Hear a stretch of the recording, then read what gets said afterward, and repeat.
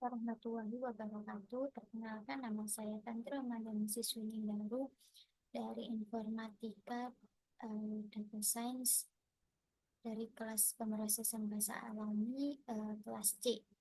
Di sini saya akan mempresentasikan hasil kerja proyek saya mengerjakan course di MySkill, yaitu Twitter Sentiment Analysis, Data Preparation dan Klasifikasi Sentimen, yaitu eh, laporan course pemrosesan bahasa alami, singkatnya adalah NLP.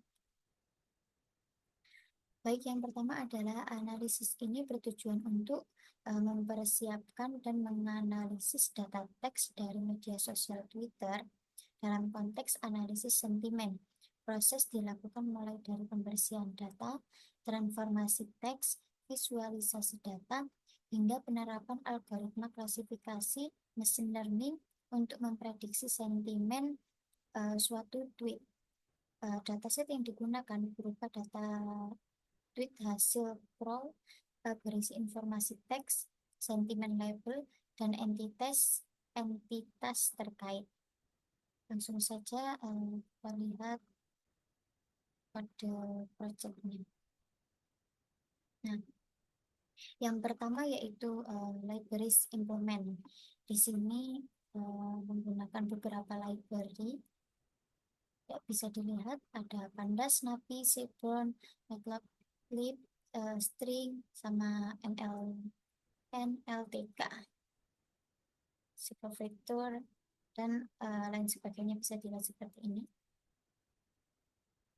Baik, selanjutnya yaitu membaca data. Membaca data menggunakan input Pandas.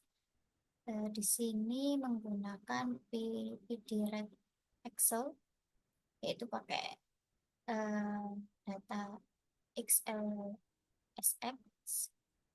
Bisa dilihat 5 data awal. Di sini terdapat 4 fitur ya. Di sini ada tweet ID, entity, sentimen, sama tweet content. Setelah itu di sini juga terdapat Twitter validation CSV. Di sini juga terdapat 4 fitur sama, menampilkan 5 data awal dengan PDREF CSV. Lalu selanjutnya yaitu data cleaning. Di sini ini bisa dilihat sebelum remove, menghilangkan DFX null ini, tweet content ini terdapat 858. Setelah itu after remove sudah tidak ada terdeteksi. Lalu selanjutnya yaitu duplicate values.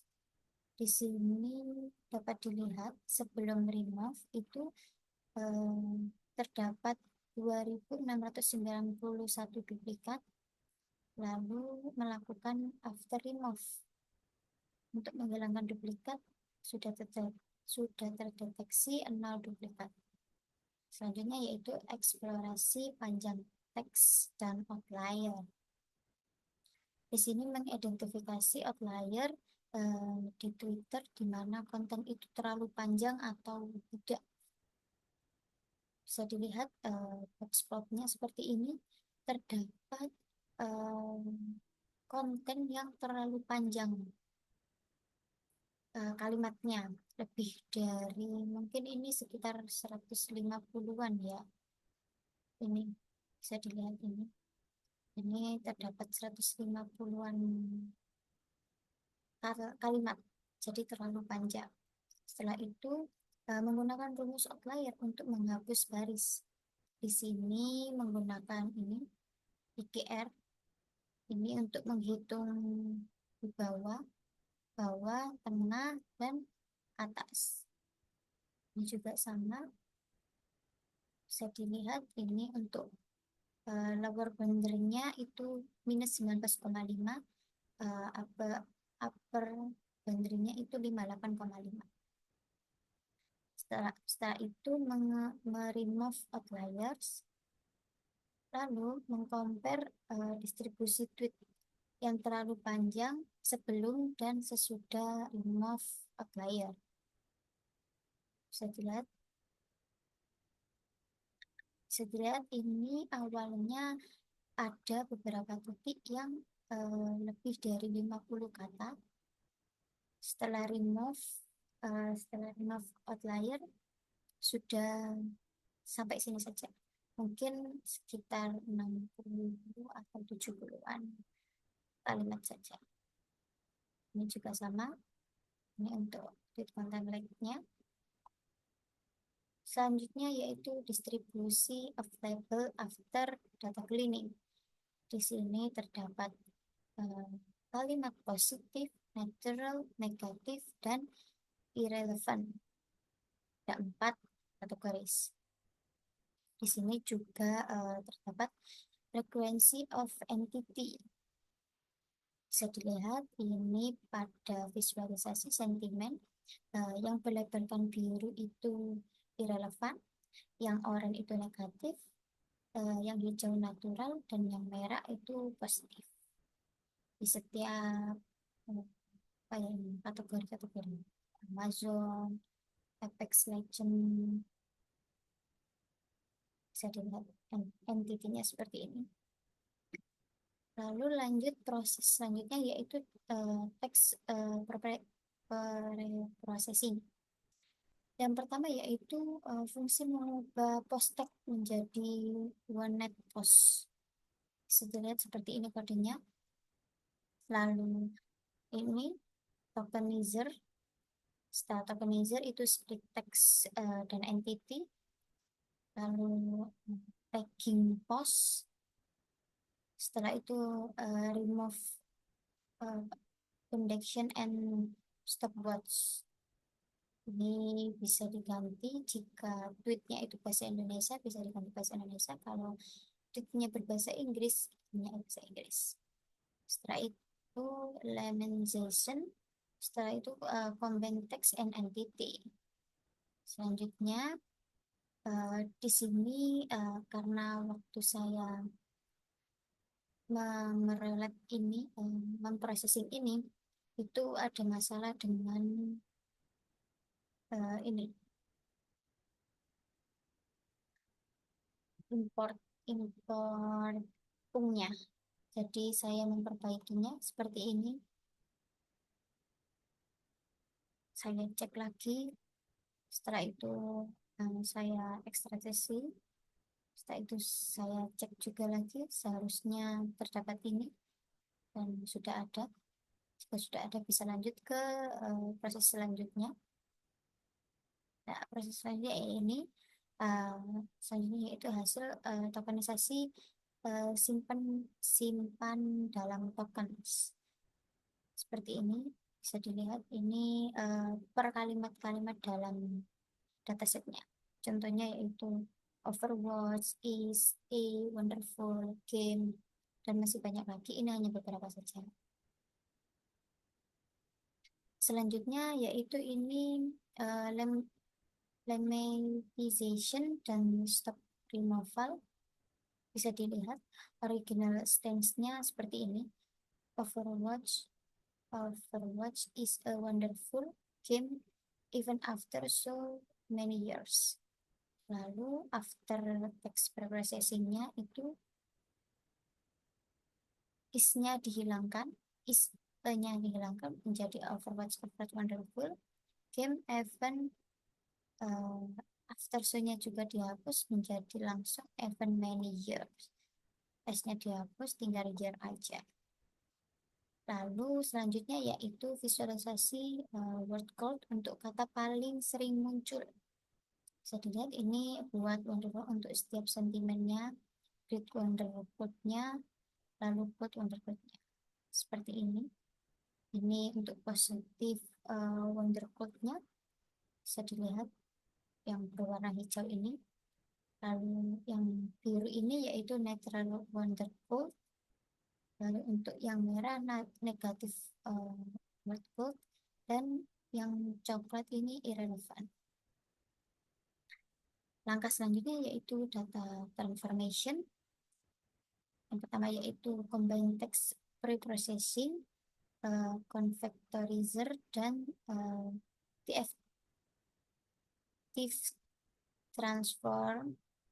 transformer. Terus ini terapkan jalur untuk train dan tesnya. Setelah itu splitting data, pisahkan kumpulan data, pelatihan, dan validasi menjadi X-train, Y-train, X-test, X-test, dan Y-test. Terus pastikan semua kolom yang digabung adalah string. Bisa dilihat seperti ini. Untuk menampilkan headnya, yaitu 5 teratas, bisa dilihat ini semua sudah string semua. Setelah itu masuk ke models. Di sini saya menggunakan 4 model, yaitu logistic regression, KNN, sama discussion tree. Yang terakhir adalah random forest. Untuk kodenya, dan bisa dilihat untuk akurasinya berdasarkan urutan yang paling atas, yang paling relevan dan akurasinya tinggi adalah dengan model KNN, yaitu 0,912. Yang kedua adalah random forest 0,9. Yang ketiga adalah decision tree 0,8. Dan yang terakhir adalah logistic regression 0,4. Selanjutnya, selanjutnya penerapan konsep pemodelan dan simulasi data atau PSD. Dalam analisis ini telah diterapkan konsep PSD, di antaranya yaitu data-data mentah berisi tweet ID, entitas, label sentimen, dan isi tweet atau konten. Yang kedua yaitu informasi, hasil pembersihan data nul, duplikasi, preprocessing teks, cache folding, stop word removal, lemmatization, dan visualisasi word code. Selanjutnya yaitu pemodelan, penerapan algoritma klasifikasi yang terdapat 4 tadi, di antaranya logistic regression, KNN, decision tree, sama random forest untuk memprediksi sentimen tweet.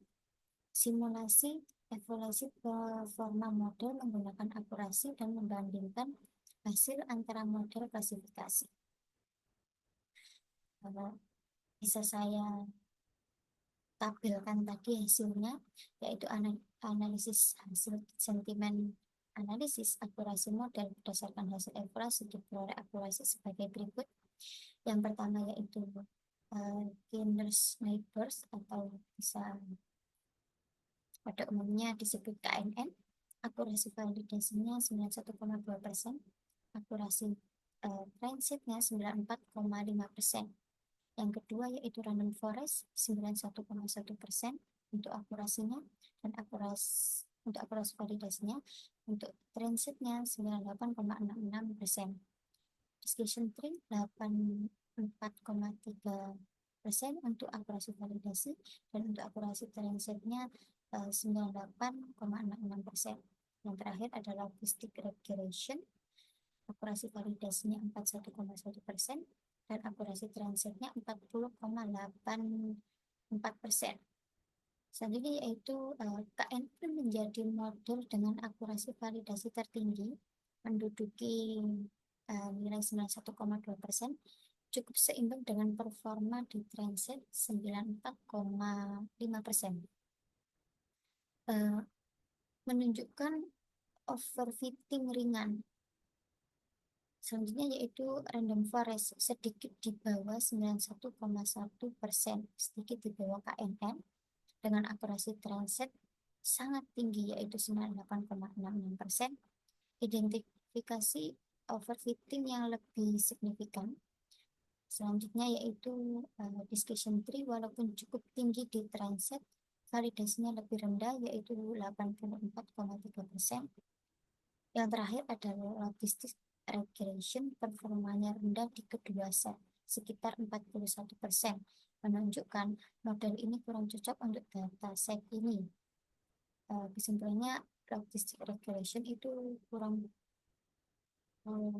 cocok untuk dataset analisis Twitter sentiment ini. Selanjutnya yaitu kesimpulan dan rekomendasi. Untuk kesimpulan, dari hasil analisis, KNN dan Random Forest memberikan performa klasifikasi sentimen yang paling baik dengan akurasi validasi di atas 90%. Logistic regression kurang sesuai untuk dataset ini, sedangkan decision tree berbeda di nilai tengah, yaitu 84,3%, di mana masih bisa untuk digunakan, tetapi kurang tepat saja karena terdapat model yang lebih tinggi akurasinya dan lebih tinggi klasifikasinya. Selanjutnya yaitu untuk rekomendasi, gunakan KNN untuk implementasi awal sistem klasifikasi sentimen. Terus lakukan tuning hiperparameter lebih lanjut pada random forest untuk menurunkan overthink, lalu hindari metode logistic regression untuk dataset dengan karakteristik serupa atau klasifikasi. Terima kasih, sekian dari saya. Apabila ada kata atau salah ucapan, mohon maaf yang sebesar-besarnya. Wassalamualaikum warahmatullahi wabarakatuh.